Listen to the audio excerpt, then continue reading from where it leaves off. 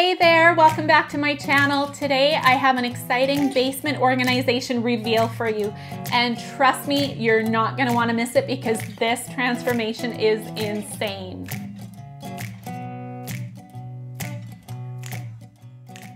My team and I took this basement from cluttered to incredible in an old historic home built in 1912.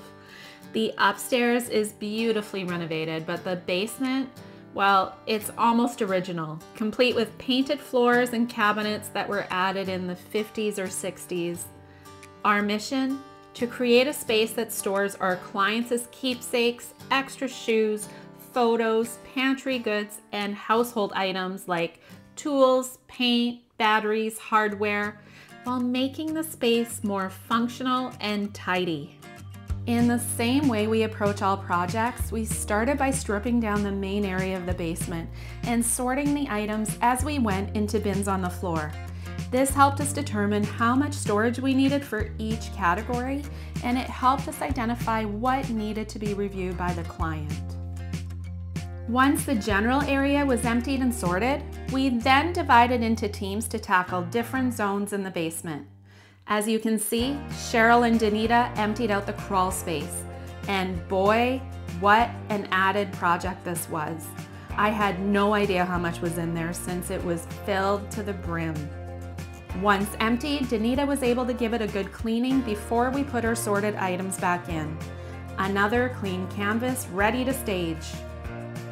Tara and I worked in a small storage room on the opposite side of the basement, emptying out the old lumber, firewood, weed chemicals, and lawn tools that we found. I had to call my husband for reinforcement because hauling out these items from a steep set of stairs was no joke. It's incredible what came out of that little room on day one. People often ask me, how do you know what to get rid of? Well, generally speaking, we have the client set parameters for us in the morning. And this gives us a good idea as to what is staying and what we're going to be binning or storing for the client. Anything that we're unsure of, we put it in a pile, and at the end of every day, we do a quick 10-minute run through with the client because the client always decides what stays and what goes. On day 2, Tara and I got to work emptying and sorting the kitchen cabinet area. As we were busy making room for the kitchen and pantry backstock, Danita and Cheryl were on the other side, sorting and binning in the workshop. By lunchtime, they had half the space complete. After 5 years of organizing, it's fascinating how I can almost predict what a client has to store. Most people keep similar categories in their basement, so we're often going to find things like backstock pantry goods. That can include things like paper products like paper towel, toilet paper. We often find keepsakes. We also find things like household goods, which can include things like batteries, flashlights, light bulbs, and so forth.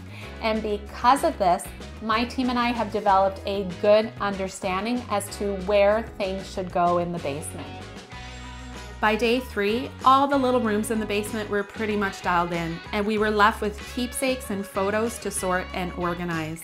We also had a growing pile of items to review with our client before wrapping up the project. Look how insane this transformation is. The main set of shelves became the new home for party supplies, keepsakes, and photos. We left the storage under the stairs for seasonal footwear, albeit we binned everything, which tidied it all up. It made the most sense to store overflow kitchen items in the cabinet area. We used bins to contain the overflow food items, and we used the lower cabinets to store paper products, large trays, and roasting pans. We used the crawl space to store decorations, which were binned according to the holiday. So Halloween, Valentine's, Christmas, St. Patrick's Day. What a difference in here. The workshop became the household room for light bulbs, paint, tools, hardware, anything relating to the care of the home.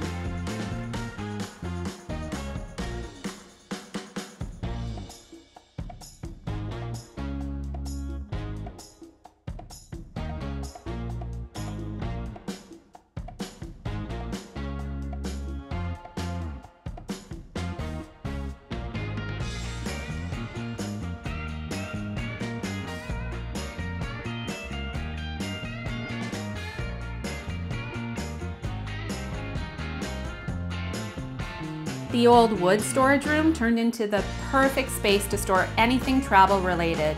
Here we have luggage and camping supplies.